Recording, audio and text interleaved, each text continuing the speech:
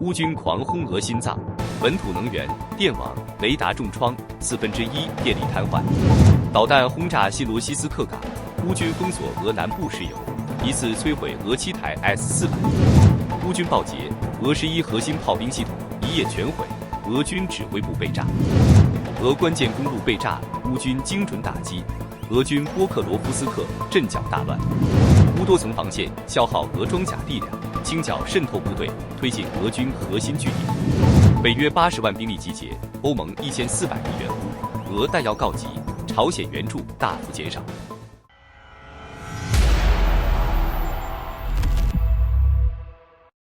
目前，俄乌战争2线战场的局势已完全失控，乌军对俄本土的空袭密集到报道来不及更新，可以毫不夸张地说，乌方正把俄方按在地上连环猛攻。据开源情报防御者报道，11月16日夜间，乌克兰向萨马拉州发射密集无人机群，再度袭击新古比雪夫斯克炼油厂。现场画面显示，油厂被击中后，瞬间喷出数十米高火球，多朵蘑菇云升起，爆炸声剧烈，周边大片区域笼罩在浓烟之中，宛如此前俄军万吨级弹药库被摧毁时的场景。这表明乌军可能在无人机之外，还动用了国产远程武器，如火烈鸟和海王星导弹。尽管俄方否认油厂被摧毁，但火球和浓烟已显示破坏程度非同寻常。与此同时，伏尔加格勒也出现多处起火，至少包括油库等关键能源设施。当地称拦截了大部分无人机，但仍有残骸引发大火。多次爆炸造成俄方防空误击本国居民楼，造成伤者。位于伏尔加格勒的卢克石油炼油厂和梁赞炼油厂均遭袭击，前者是俄罗斯最大的炼油厂之一。现场残骸显示，乌军可能使用了火烈鸟导弹。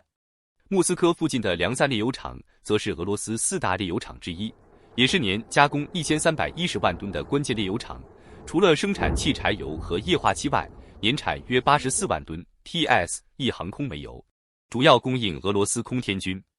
与此同时，乌克兰对俄罗斯电网的打击也在升级，无论是沃罗涅日还是奥廖尔发电厂，都遭受导弹重创，导致大面积停产和停电。西方情报分析认为，联合打击已使俄方约25%的发电能力瘫痪，电网故障频发，对俄军能源供应及武器工厂生产造成严重影响。与此同时，俄占卢甘斯克地区一夜之间有6座变电站被乌军 FP 一重型无人机摧毁。经过这一系列连环重击，俄罗斯超过1/4的发电能力被击瘫，全国电网已经失去所有备用调度空间，部分枢纽节点无法重构。与2025年上半年相比，乌军战略打击的精准度和覆盖范围显著提升，电网已成为其新的重点攻击目标。近期，乌军发起的最关键打击还包括乌军动用3枚重型导弹瘫痪了俄本土沃罗涅日火力发电厂，其中2枚直接穿透新建锅炉房，炸碎 LM600 气体模块蒸汽发生器，另1枚击毁涡轮机。这座2019年投入使用、为当地1000余家企业供电的重要电厂已全面停摆。与此同时，俄最核心的导弹发动机研发机构沃罗涅日设计局也遭受袭击，尽管俄方否认被摧毁，但对爆炸与火情避而不谈。此前已遭打击的奥廖尔发电厂这次更惨，海王星导弹摧毁了多个关键节点，涡轮机大厅被彻底报废，城市供暖 60%， 民用电力 40%立即中断。别尔格罗德州鲁赫电厂被炸，2万名居民瞬间陷入黑暗。弗拉基米尔750兆瓦超级变电站在几周前被袭后，如今再度遇袭。俄第3大火力发电厂斯科特罗火电厂遭到重创，被迫紧急停运。塔甘罗格 T25 变电站也被直接打爆，当地多区停电。占科伊变电站传输链路被摧毁，附近俄军单位同步断电。乌军还在克里米亚摧毁了造价1亿美元、今年刚以470万美元升级的尼波 U 大型雷达系统。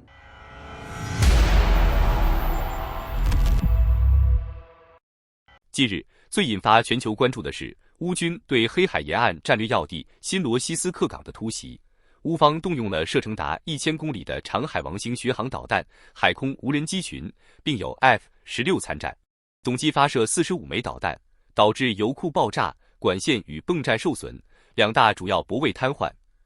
400发射阵地和导弹仓库被摧毁，爆炸产生的火球冲上100米高空，附近居民区玻璃被震碎。此次使用的为升级版超级海王星，具备260公斤战斗部与卓越突防能力。若未来像火烈鸟导弹般升级至1000公斤级弹头，将令俄方更为忌惮。港区的油料终端、集装箱码头与灯塔均遭命中，一艘塞拉利昂级货船也被碎片击伤。俄媒称，共有7台 S-400发射器被摧毁。路透社确认，俄石油管道运输公司已暂停向该港输油。袭击带动布伦特与 WTI 期货上涨逾 2%， 但因沙特等产油国增产，国际油价影响有限。俄军也在夜间报复袭击敖德萨能源与民用设施，造成大范围停电。当地居民称，整夜都听到防空部队交战声。随着乌军将炼油厂与石油出口码头同时纳入打击范围，其策略已从削弱俄军后勤转向让俄石油产的出卖不掉。外界认为，短短3周内，乌克兰就几乎实现了西方至今仍拒绝实施的对俄罗斯石油的封锁。他们关闭了克里米亚、图阿普谢以及现在的新罗西斯克港的出口码头。照此速度，俄罗斯整个南部地区的石油出口业务将在不久的将来彻底瘫痪。在国际层面，《金融时报》援引消息人士称，美国已决定将俄罗斯天然气彻底从欧洲能源体系中清除，为的是全面替换成美国供应。另外，彭博社则报道，美国批准向德国出售价值35亿美元的标准系列防空导弹，而德国是否会将其中部分转供乌克兰，目前不得而知。标准导弹家族是美军最先进的战略防空体系，其中标3专门拦截弹道导弹，最新 Block IIA 更能击落射程超过5500公里的中远程弹道飞弹。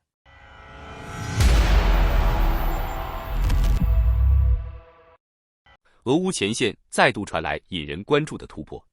乌克兰国防部公布最新战报称，乌军在扎波罗热方向发动了一次精心策划的深度打击，不仅击毁俄军一处重要指挥部，还进一步摧毁其11套核心炮兵装备。据乌国防部情报总局介绍，这次行动能取得如此效果，关键在于侦察打击流程的无缝衔接。行动初期，乌军利用高空无人机锁定俄军指挥节点发出的通信信号，并确认其位于扎波罗热一处隐蔽掩体中。随后，塔夫里亚特种作战司令部火力介入，导弹精准贯穿掩体结构，使其内部通讯与指挥系统瞬间瘫痪，6名俄军指挥人员当场死亡，另有3人重伤，整个指挥中心失去功能。令人意外的是，乌军并未在手击后停下脚步，借助无人机持续监视指挥部周边动态，乌方迅速发现与其直接协同的炮兵阵地。被锁定的11套火炮，包含俄军多款常规战场主力装备，此前曾频繁对乌军阵地实施火力覆盖。指挥部被摧毁后，俄军炮兵短时间内失去协调能力，乌军趁其混乱，迅速展开扩大战果行动。远程炮火与 FPV 无人机同步出击，仅用约20分钟便将这批炮兵系统全部摧毁，爆炸产生的浓烟数公里外清晰可见。为何俄军炮兵会在短时间内遭受如此重创？军事专家指出，这与俄军炮兵体系的结构弱点密切相关。俄军在战术上高度依赖集中化指挥，一旦指挥节点被摧毁，各炮兵单位难以独立运作。而且，俄军炮兵阵地通常部署在距前线2至4公里的固定区域，转移速度偏慢，只要被无人机标记，便极易遭受连续打击。相比之下，乌军近年来逐渐成熟的北约式作战体系在此次行动中体现得淋漓尽致。无人机负责侦察与标记坐标，特种部队实施定点清除，随后炮兵火力介入，形成链式推进的连贯打击。有乌军士兵透露，这类无人机加远程火炮的组合拳命中率大幅提升，战场效率明显优于去年。尽管乌军此次取得了明显的战术胜利，但前线形势仍然紧绷。在乌军公布战果的同时，俄方对乌克兰部分能源基础设施展开了无人机袭击，双方攻防仍在不断升级。目前，俄罗斯方面尚未就指挥部被摧毁一事作出回应，未来是否会采取针对性的反制行动，仍有待观察。总的来看，这次行动虽然不足以立刻改变战线格局，却无疑对俄军在扎波罗热方向的火力部署造成实质削弱，也显著提升了乌军的士气。更重要的是，它再次验证了乌军在战场上不断优化的新战术体系，或许会成为后续冬季战事的重要转折点之一。还有消息指出，乌军已从扎波罗热州新瓦西利夫斯克撤回至更坚固的防线，但这并不代表俄军能立即占领该村庄，因为乌军已摧毁掩体，并通过无人机与炮火封锁推进路线。俄军若硬推，将遭到高烈度杀伤，只是因俄军一贯不顾伤亡，往往会在雷场与炮杀区依旧强行冲锋。与此同时，最新前线消息显示，继波克罗夫斯克之后，乌克兰总统泽连斯基视察了扎波罗热，并前往奥里西夫前线，与第65大卢格独立机械化旅的指挥官举行会议，听取作战汇报，讨论如何强化防御，同时看望伤兵，并为有功将士颁发勋章。在紧张的军事行程中，他也抽时间与当地孩子们互动，这或许是他在战争中难得的放松时刻。扎波罗热地区依然形势严峻，乌军南方集团承认从新瓦西里夫斯克撤向更有利的防御阵地，以应对俄军在胡利亚伊波列沿线使用类似波克罗夫斯克的战术进行连续进攻。胡利亚伊波列此前是前线最稳定的地区之一，但过去一天，在奥克桑德里夫斯克和胡利亚伊波列方向发生了近40起战斗，俄军企图突破乌克兰防线。乌军全力阻击，但为调整接触线、重组部队并保护士兵生命安全，被迫进行战术性后撤。尽管处于守势，乌军仍保持组织有序的防御，没有出现崩溃迹象。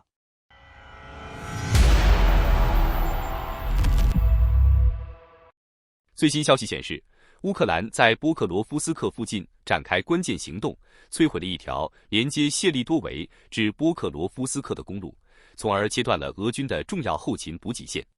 诺尔报告称，行动发生在11月15日前后，由乌克兰第7军实施轰炸。前方流出的画面显示，炸弹命中目标后，公路被毁，多道耀眼光束闪烁，浓烟覆盖现场，而俄军后勤物资正依赖此路线运输。俄方则声称，公路仅部分受损，正在紧急修复中。此次行动很可能由乌克兰空军配合实施，近期 F-16与米格29已打击多个俄军基地。切断后勤通道的目标是为了缓解波克罗夫斯克的压力。目前，城内大部分区域仍处于灰色地带，战况暂未出现重大变化。另外，根据乌克兰情报总局局长布达诺夫与 ISW 的评估，俄军目前仅控制波克罗夫斯克约50%至55%区域。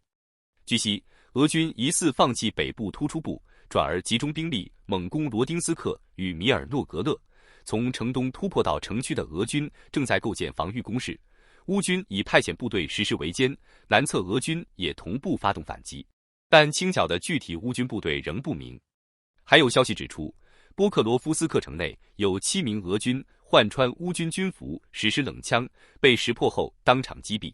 乌军从其身上找到俄军标志以及被胶带遮盖的俄制服。与此形成对照的是，俄方宣传机器继续发布所谓包围5500名乌军红军城沦陷等虚假捷报。中国部分亲俄自媒体随即编造红军城大渔场等离谱谣言，声称战果超过马里乌波尔，荒诞至极。俄军此前宣称要在11月15日前夺下波克罗夫斯克，如今再度延后到12月15日，而连周边卫星城米尔诺赫拉德都无法拿下。俄军目前在波克罗夫斯克方向已堆积多个集团军、海军陆战旅、空降部队以及最强无人机部队红宝石、审判日、爱尔兰人，并配合空天军、火箭军全力推进，可见该地压力空前。俄乌战场仍在加速变化，局势紧张升级，未来走向有待进一步观察。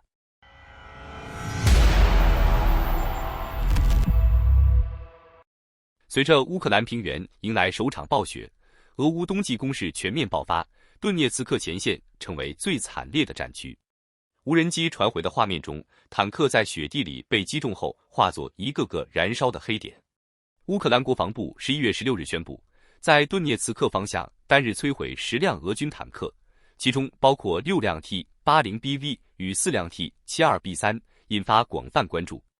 乌军在阿夫杰耶夫卡与马林卡方向依托预设防御阵地，利用无人机侦察与反坦克武器的协同火力，对俄方装甲实施连环打击。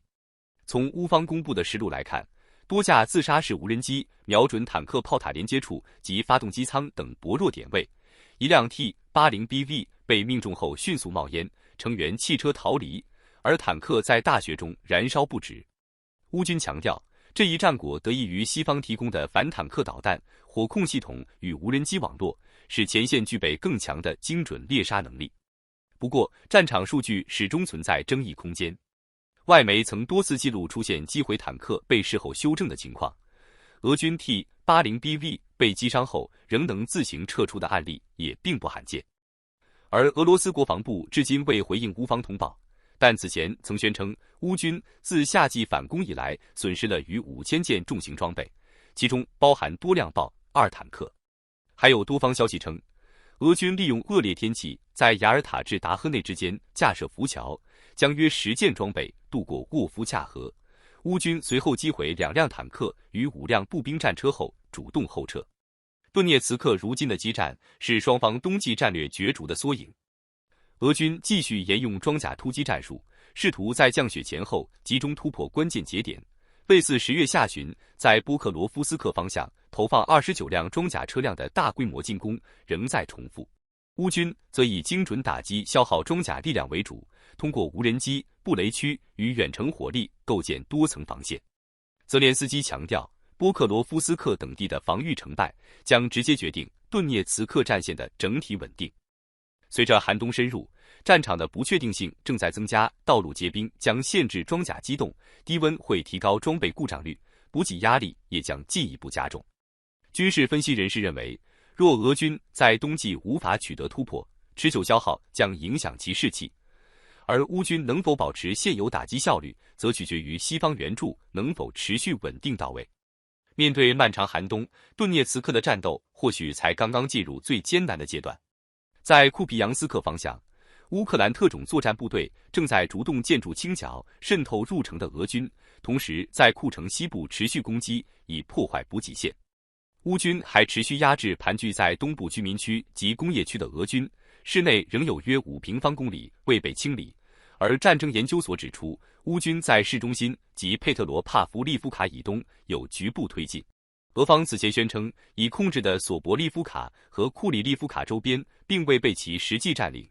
乌军还在皮沙内以西的卡缅卡获得进展。在奥斯基尔河东岸，乌军已重新控制库里利夫卡，并推进至彼得罗帕夫利夫卡东南部。